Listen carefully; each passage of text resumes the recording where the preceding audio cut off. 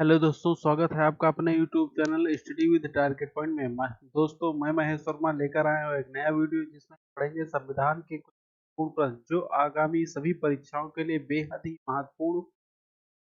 चलते हैं हम अपने पहले प्रश्न की ओर। हमारा पहला प्रश्न है, निम्न में से किसने 1946 के कैबिनेट मिशन का नेतृत्व किया था? Option A Hugh Gaitskell, option B sir Patrick Lawrence, option C sir John Simon, option D उपरोक्त में से कोई नहीं।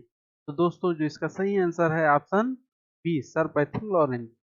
चलते हम जान लेते हैं इस प्रश्न के अन्य कुछ महत्वपूर्ण पॉइंटों के बारे में। कैबिनेट मिशन 24 मार्च 1946 को भारत आया। इसके अध्यक्ष सर पैट्रिक लॉरेंस व अन्य दो सदस्य स्टेफर्ड क्रिप्स व एबी अलेक्जेंडर थे। कैबिनेट मिशन को मुस्लिम लीग ने 6 जून 1946 को तथा कांग्रेस ने 25 जून 1946 को स्वीकार किया। इसके पश्चात ही संविधान सभा के निर्माण के लिए चुनाव हुए। चलते हैं हम अगले प्रश्न की ओर। हमारा अगला प्रश्न है, निम्न में से किस अधिकारी की नियुक्ति प्रधानमंत्री की राय पर राष्ट्रपति द्वारा की जाती है? ऑप्शन ए भारत के मुख्यमंत्री मुख्य न्यायाधीश, ऑप्शन बी संघ लोक सेवा आयोग के अध्यक्ष, ऑप्शन सी राज्यों के राज्यपाल, ऑप्शन डी उपर्युक्त सभी। तो दोस्तों, जो इसका सही आंसर है ऑप्शन डी उपर्युक्त सभी। भारत के मुख्य न्यायाधीश संघ लोक सेवा आयोग के अध्यक्ष तथा राज्यों के राज्यपाल की नियुक्ति प्रधानमंत्री की राय पर राष्ट्रपति द्वारा की जाती है। हमारा अगला प्रश्न है, भारत के संविधान के अंतर्गत एक धन विधेयक को प्रस्तुत किया जाता है। ऑप्शन ए राज्यसभा में, ऑप्शन बी लोकसभा में, ऑप्शन सी लोकसभा में, ऑप्शन डी लोकसभा तथा राज्यसभा में एक ही साथ। दोस्तों, इसका जो सही आंसर होगा ऑप्शन सी लोकसभा में। भारतीय संविधान के अनुच्छेद 110 के अंतर्गत लोकसभा में व अनुच्छेद 200 के अंतर्गत विधानसभा में धन विधेयक प्रस्तुत किया जाता है। हमारा अगला प्रश्न है, निम्न में से कौन स्वतंत्र भारत के किसी राज्य की सर्वप्रथम महिला राज्यपाल बनी? Option A Sarojini Naidu, option B Sucheta Kripalani, option C Indira Gandhi, option D Vijay Lakshmi Pandit. दोस्तों, जो इसका सही आंसर है ऑप्शन ए सरोजिनी नायडू, जो उत्तर प्रदेश राज्य की प्रथम महिला राज्यपाल बनी। इसके अलावा भारत की प्रथम महिला मुख्यमंत्री सुचेता कृपलानी बनी। भारत की प्रथम महिला प्रधानमंत्री इंदिरा गांधी बनी। विजय लक्ष्मी पंडित संयुक्त राष्ट्र संघ की विश्व की सर्वप्रथम महिला अध्यक्ष बनी। स्वतंत्र भारत के उत्तर प्रदेश राज्य की सर्वप्रथम महिला राज्यपाल सरोजिनी नायडू बनी। इनका जन्म 13 फरवरी 1879 को हैदराबाद आंध्र प्रदेश में हुआ।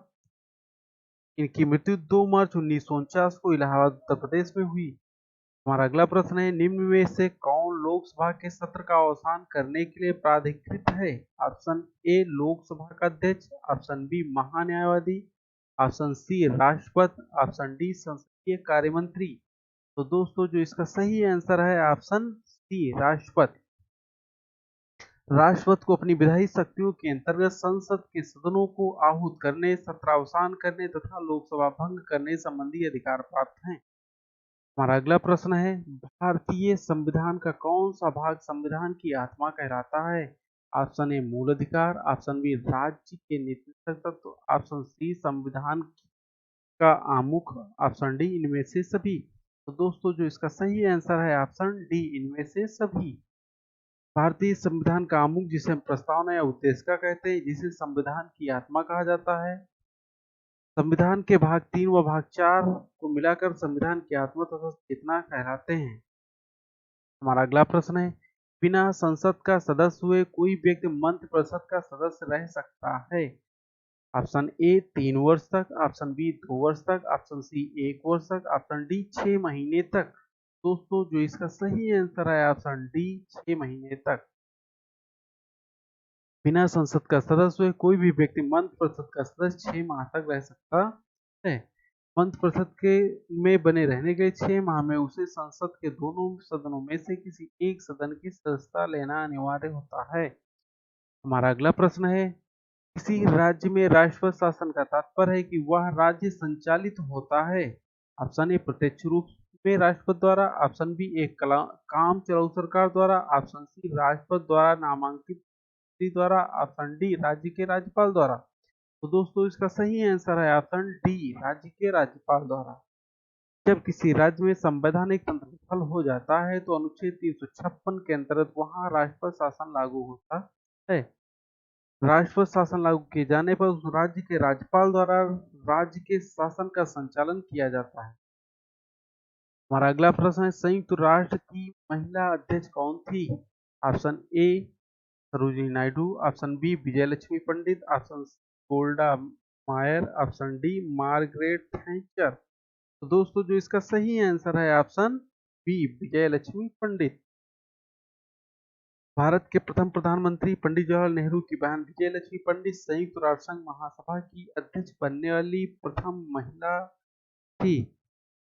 विजयलक्ष्मी पंडित सन 1953 में संयुक्त राष्ट्र संघ महासभा की 8वीं अध्यक्ष के रूप में चुनी गई थी।